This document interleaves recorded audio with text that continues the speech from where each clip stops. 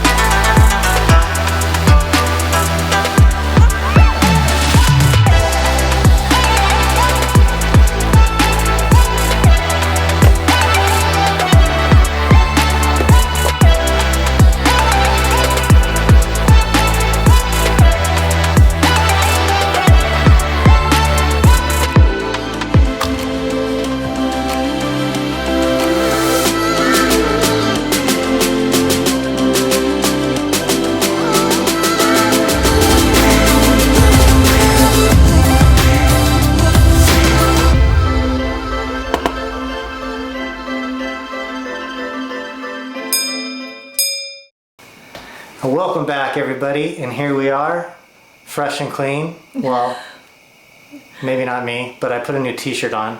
We're back on the sofa.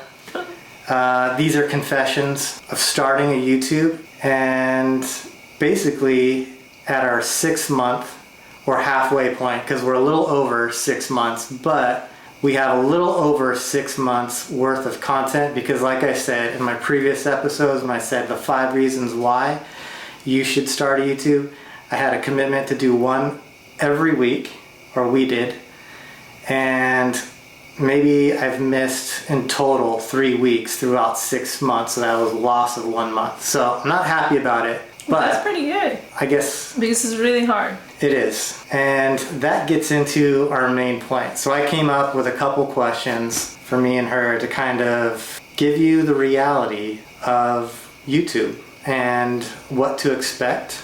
And I'll try to keep it short. And those that know me, sometimes it doesn't always work out. When I'm in a mood to talk, boy, I can talk. And when I'm not, I don't say anything. Quiet as a mouse. Yeah. So, okay. Quite honestly, this is the easiest question in the world to think of, and it's hard to answer. And that is, what have I learned? The cons and the pros.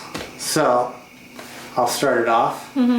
My con is it is not easy, and it's more stressful, I thought, to complete the job every week. When you combine this with a full-time job, raising a little one, you basically started a little business that doesn't pay you, and you have other things going on. So in some ways, you're not getting paid, so it's all about commitment, and it's stressful. At least it is for me, because I'm committed to doing it, and I put a lot of pressure on my shoulders to get one of these out every week, hoping the content's good, trying to get better at it. I think I take on more stress than needed. I also think probably that's a good thing. Like, it turns into a pro, like all cons, in my opinion, probably do. You work under pressure. Yeah. What would you say your con is to this video or YouTube? I think for me is just to feel myself in front of the camera, like talking to you guys. I'm a little shy. I don't know, like kind of don't want to show like every single thing of my life. The reality. Yes. Trying to do reality is actually hard to be real.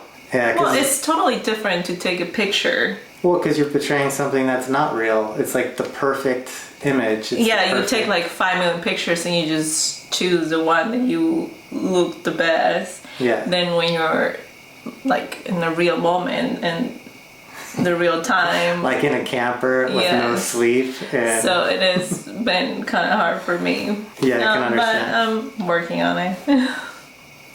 I'm more worried about the quality of the content in the film than how I might look. But I do think about it. The way you do. Yeah, yes. And the way I speak. right? Like I want to sound like it makes sense, because in real life I don't think anybody can make sense of what goes on in my head. So I have to try extra hard to make sure that all happens. Everybody can understand what you're trying to say. Which is kind of my reality in general too. My professional career is managing or leading, and that stresses me out as well, about being clear and articulate for people to understand you and your point of view. So I guess, again, all these cons turn into pros, because this inherently is helping me in my own professional life. So thanks, YouTube. That gets into my pros. It's the addiction of it. I get such gratification after putting a video, like soon as it's uploaded and I push it to public and I make a little thumbnail that I'm proud of, even though it's like always rushed, which is kind of the real world of, working in product where I come from. It's like there's never enough time to make it perfect. And you can spend a year on putting an hour video out like they do in the movies. Camera's rolling, it never looks perfect, I never look great, my hair's messed up, I didn't shave, and we put it out because you have to. We're committed to that once a week video. That addiction of getting it out there trumps perfection. And I love that, I guess, about it. I love the fact that I have something to look back on, and like, again, why we all started this, which was That's a big part for me too. Our daughter. Just to having like the memories in there, so she can, when she's older, she's gonna be able to see the fun and not too fun times. Yeah. That kind of like gets me into, well, I didn't let you answer. What is your... No, that's a big part for me too, but another part will be like making us do new things. Like ice baths. Yeah. If anybody saw that one. Yeah, just getting out of our comfort zone. Like, yeah. And it makes you, maybe not even new ideas, makes us just get off our ass. Like, we need, not that you don't do that already in life, but you're like, okay, it's like a little bit more of an incentive to go pick strawberries, go on a trip, like let's film it. Not everything makes what I think would be enjoyable for people to watch on a weekly basis, but it's a fine balance of like, I want to make it, if it was me looking back on my parents or whatever adventure of people I loved, I'd want to see it all on the couch, or me in it, or me without it. It's just like, I'm just trying to shake it up. So that kind of brings me into a little bit of like, let us know in the questions and comments below. Hit us up with what you guys have liked so far. What you like to see in the future. Like, what do you want to see in the future? Because we're trying to figure out exactly the type of content that people want, which kind of goes into my last question, the expectations of growth from when we started to where we're at now. For me, it was never a big part of it, so I didn't have like a number, a specific number of how many followers or people will be watching the videos. So you're truly doing it for the family. Yes, more than anything else. Yeah, he's a more competitive one. He's like, this much, and then I wanted to get all the followers, all the views. Yeah, famous. It's like, I go all in, right? It's like learning was a big part of it, like editing films, and you'll never get good enough. Like, I'm constantly learning, constantly how to do stuff, transition with cameras, equipment, the plot lines, planning plot lines. I think for me, when I started, I had this thought where it was going to be super easy just to get like 100,000 followers, and no. Yeah. That didn't happen. So for those that are watching, thank you. I appreciate you, every single one of you, which is mostly probably our friends and family. Yes. Or just a few of our friends and family, for those who even have YouTube. We appreciate you and love you for being our #1 supporters. But yeah, I always have to remind myself, it is for our daughter, it's for our family mostly, and those benefits that come from it. Damn, this was a lot harder, I thought.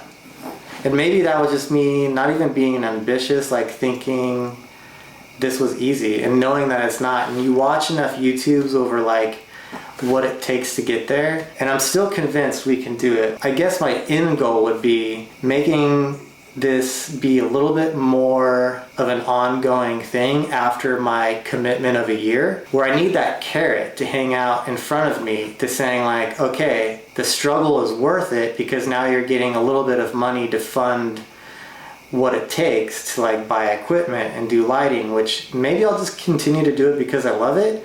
But I imagine after the commitment, if I don't get to where I want it to go, I'm going to slow down doing it every week. Yeah, because I just think it's really hard, more when you have a full-time job.